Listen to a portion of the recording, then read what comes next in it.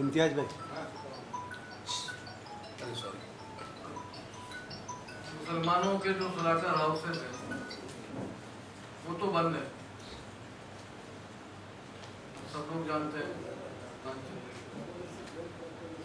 लेकिन जो एक्सपोर्टर्स हैं गैर मुस्लिम जैन बंधु, कबीर अग्रवाल जी का, नूर है, सुनील जी का, 7-8 हैं बल्कि और ज़्यादा है।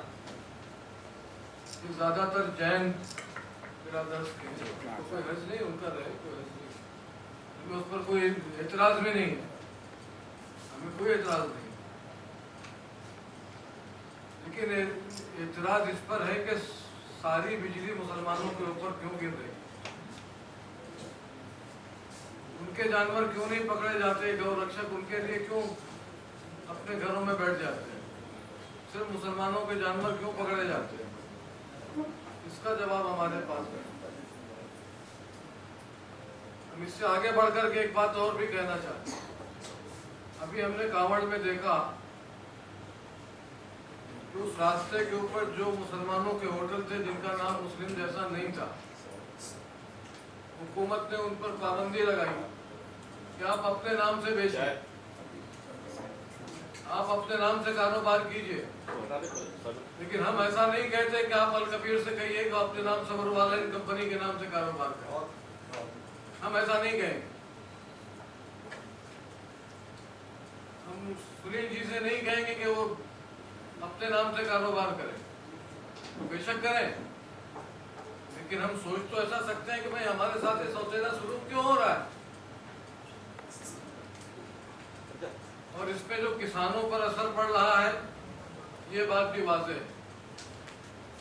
और ये कोई ताज्जुब नहीं है कि अगर ये हुकूमत किसानों के मसाइल से लापरवाह है।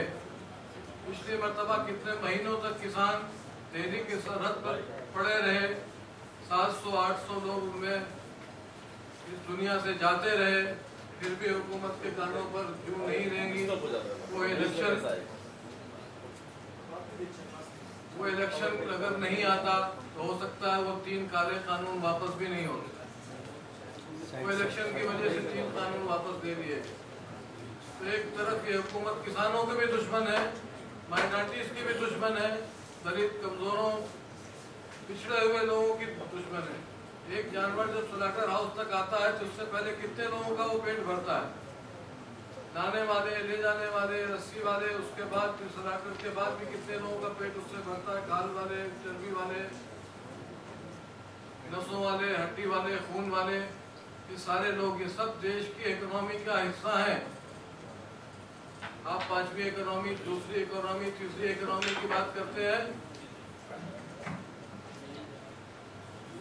आप 5वीं इकोनॉमी, दूसरी इकोनॉमी, तीसरी इकोनॉमी की बात करते हैं, लेकिन ये इकोनॉमी को आप मुस्तकिल कमजोर कर रहे हैं।